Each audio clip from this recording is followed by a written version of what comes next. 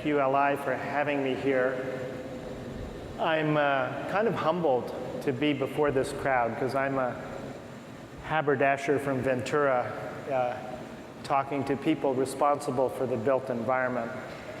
And what you do is more important in many ways than what we have done or what we can do. I wanted to talk, one thing when you're talking to a group of people who don't do what you do is you want to ask yourself first, how can I be of use to these folks? What about my experience touches what they do?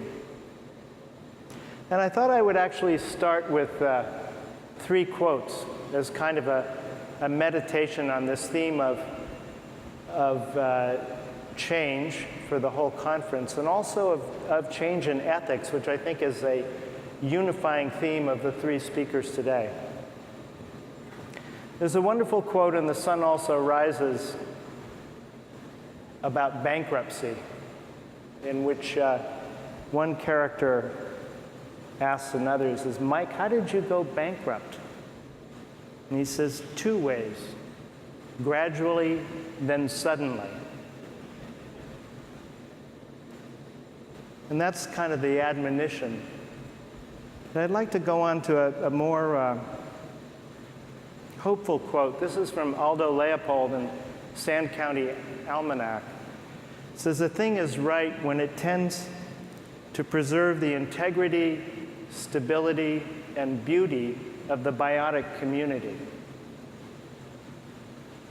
And I think this is an interesting quote because what we all do for a living everywhere, you in the building trades and real estate and me in the clothing business, is we disrupt the biotic community. And yet at the same time, there's a deep human need for all 3 of these qualities: stability, integrity, and beauty. And to kind of, my 3rd quote is, I don't know how many of you, more people saw the movie than read the book, but Norman MacLean wrote a book called "A River Runs Through It," and talks about growing up in Montana. His father was a Presbyterian minister who also taught him how to fly fish. And if any of you have tried to fly fish or do fly fish, you know that when you go out at first with the rod, it's useless. You catch the line on a bush. You apply power in the wrong places. And the quote in the book that I love is about failing to fly fish well is, "It is natural for man to try to attain power without recovering grace." And I think this speaks to the big problem we all have as productive people. How do we exercise our talents, our skills, our creativity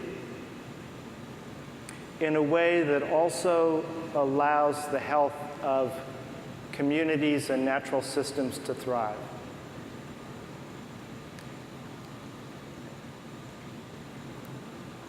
We are producing change at a speed that nature cannot absorb. And this has led to climate change. It's led to the 6th natural stage of extinction. I talk to students a lot. And now I'm at the age where I've been working for 40 years at Patagonia. So when I started to work in 1973, the population of the Earth was 4.3 billion. And now the population is 7 billion. And the global economy, this is almost just as significant a figure, the global economy is 10 times the size of what it was when I started work. And for the young people I'm talking to, if they have a career that's even shorter than is a shorter span than I've had. 35 years from now, in 2050, the population of the world will be 9 billion. Another 1, 2, or 3 billion people will have emerged from farms where they have a subsistence income to become middle class. This is great in many ways in terms of health, in terms of education, opportunities for development as people, but it also means a tremendous strain, tremendous pressure on our natural resources.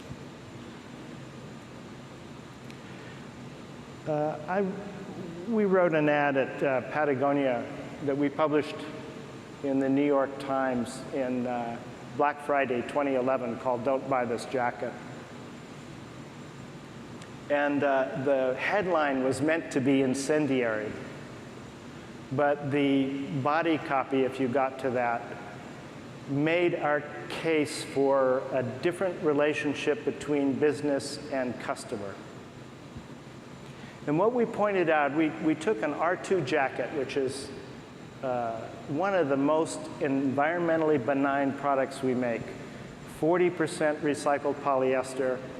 The thing lasts for 20 years. You can't destroy it. At the end of the life, at the end of its life, if it finally the fabric thins out, you can send it back to us. We ship it to Japan. We melt it down, and we can create a new jacket of equal value. This is William McDonough, Cradle to Cradle. Great environment, very environmentally sound. But we pointed out the environmental cost of everything that's made, because that jacket also generates, its manufacture generates 23 times its weight in greenhouse gases, generates 2/3 its weight in waste, and it uses enough water to meet the needs of a village for a day.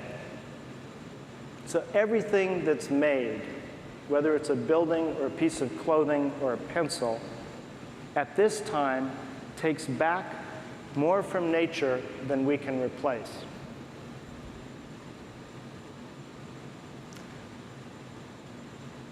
What we're seeing at Patagonia, and we've been working, it's an interesting company. It was started by climbers and surfers who had a strong feeling for the wilderness. It's something that happens to you when if you get a mile from the roadhead in the mountains, you start to feel vulnerable. You start to feel awe. You start to see that everything that is there in nature is actually more beautiful than anything you can make. And that's easy for climbers to see. It's easy for surfers to experience that 10 feet from the beach where they feel the power of the waves. So it was easy for us to have this notion of nature as something that we went to play in. So very early on in the company, we started giving 1% of our sales to small grassroots organizations working to save a stretch of water or patch of land. It took us much longer to expand our idea of nature to be the ecosystem, the biotic community that underpins everything we do in the built world, underpins every industrial system we have. The health of that world is absolutely key to the health of what you do and to the health of our human communities. I'm seeing two areas of hope. One is industrial change on an industrial scale. And the building industry is interesting because LEED has been, I'm sure that everybody here has issues with it, would like it for it to go in a different direction, but the LEED standard compared to the rest of industry has really changed the way construction works in a way that's a model for everybody in other industries. Industrial change on an industrial scale makes a big difference fast. When Walmart acts to reduce its environmental impact it makes a big difference. But the second thing that's important, I think, is the revitalization of the local.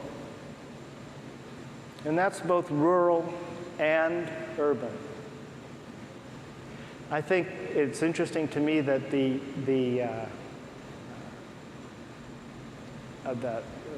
Scott, who's going to follow me on the panel, has a technology company that actually gets people to get away from the computer and to meet in person. There's a yearning for the local, for the intimate, that is worldwide.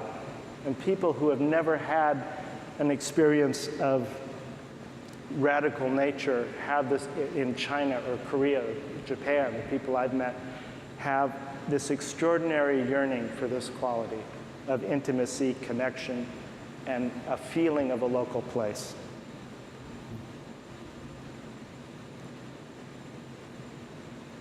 We're all in business, and when we work as businesses, we have to justify the business case, because our first responsibility is to the financial health of our organizations, or we can't pay our employees, we can't meet the needs of our customers, and we can't play a role in our communities. But ultimately, I think the case for looking at the health of biotic community and the human community is moral. I thought it was great when Brad said that the issue was that everybody was seeing the problem, but his group was the first to do anything about it. And they didn't consider themselves heroes. They were just the first to say, hey, this isn't right, let's do something about it. And that's going to be increasingly important in all of our working lives in the years to come. I think awareness can come gradually, then suddenly. I've seen two surprising changes in my lifetime that are actually fairly simple, but they were unthinkable. The first was when the disappearance of smoking indoors, that nobody would have thought was possible in 1973. The second is the acceptance of gay marriage. My God, it was a pathological condition in 1973, and now it's not overwhelmingly, but pretty overwhelmingly approved and accepted.